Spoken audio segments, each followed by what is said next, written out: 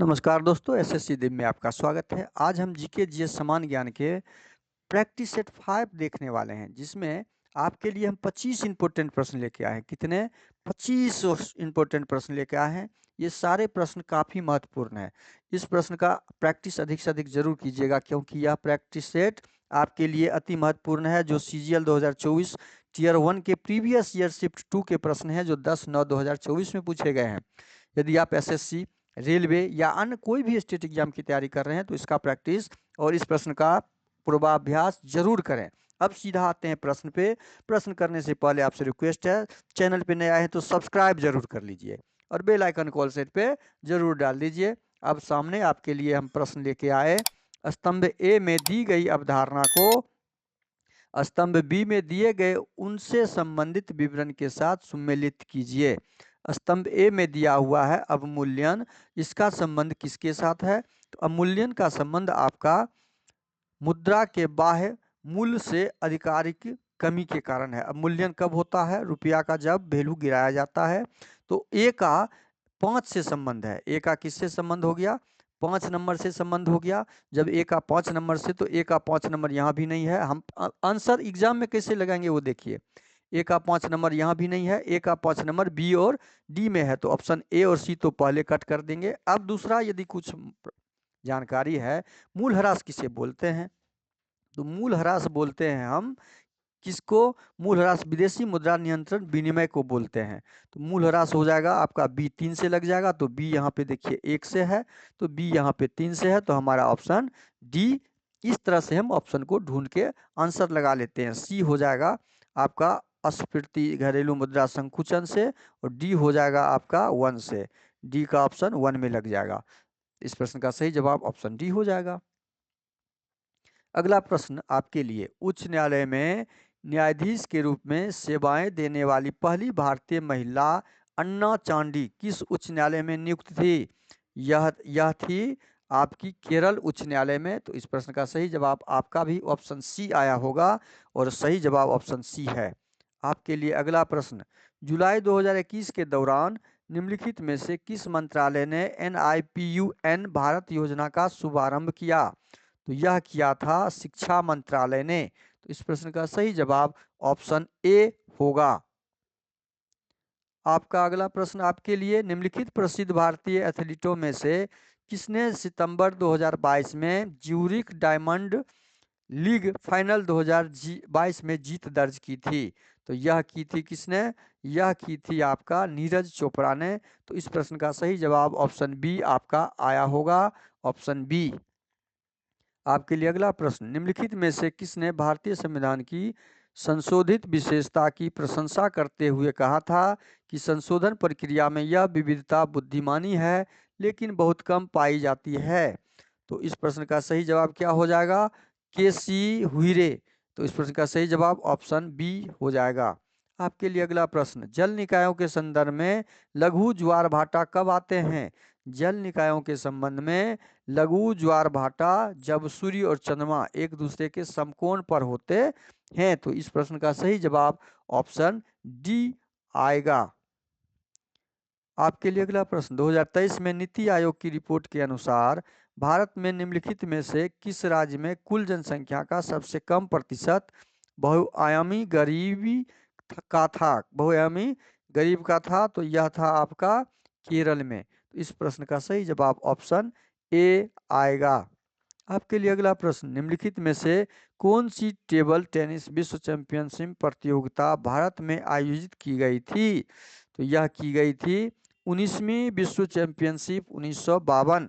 तो इस प्रश्न का सही जवाब ऑप्शन डी होगा।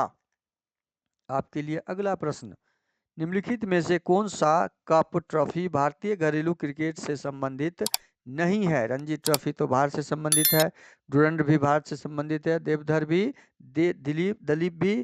तो इस प्रश्न का डुरंड जो है आपका फुटबॉल से संबंधित, जो भारत से नहीं है। तो ऑप्शन बी आपका सही हो जाएगा। देवधर भारत से है, दलीप ट्रॉफी भी भारत से ही है।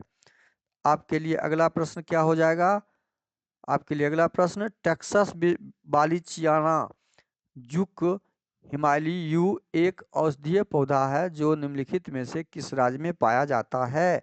तो यह औषधीय पौधा है किस राज्य में पाया जाता है? यह पाया जाता है हिमाचल प्रदेश, पहाड़ी एरिया है। तो सही जवाब इस प्रश्न का ऑप्शन ए हो जाएगा।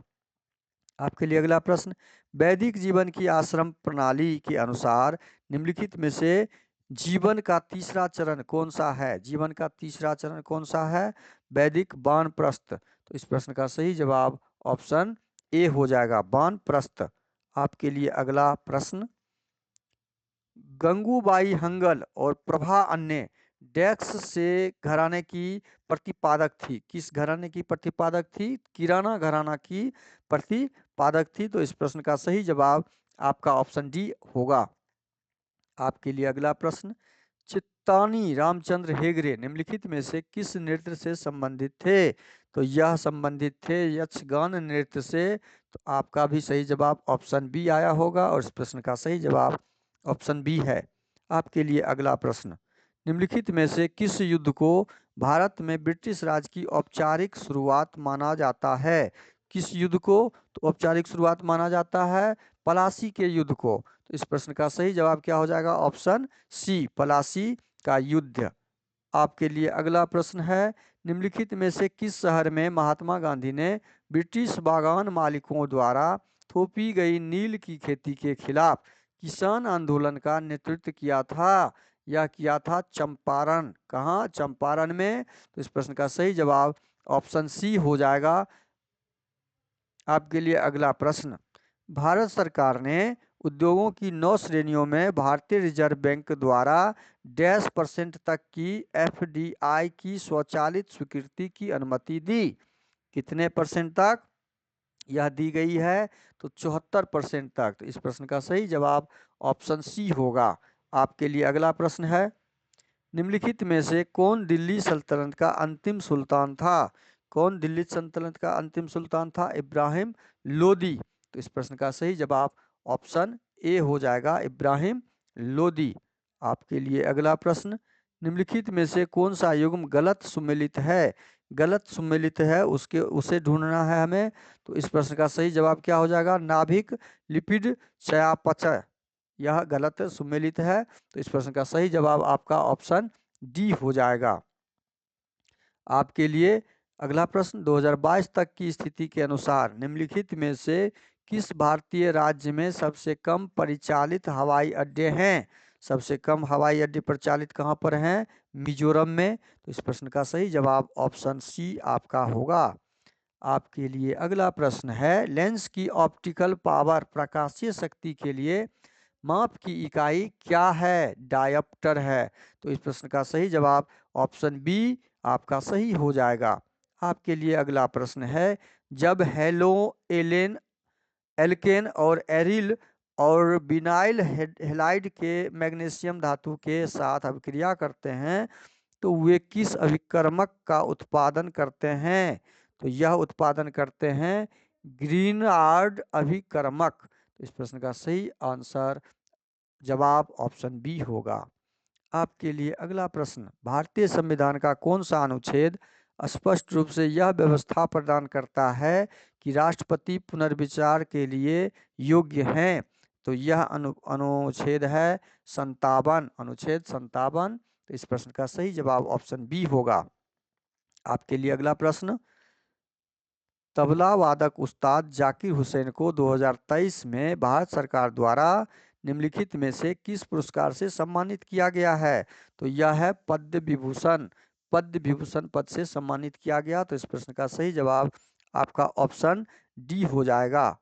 आपके लिए अगला प्रश्न है, जगन्नाथ मंदिर पुरी में किन 3 भगवानों की मूर्तियां स्थापित हैं? जगन्नाथ मंदिर पुरी में किन 3 भगवान?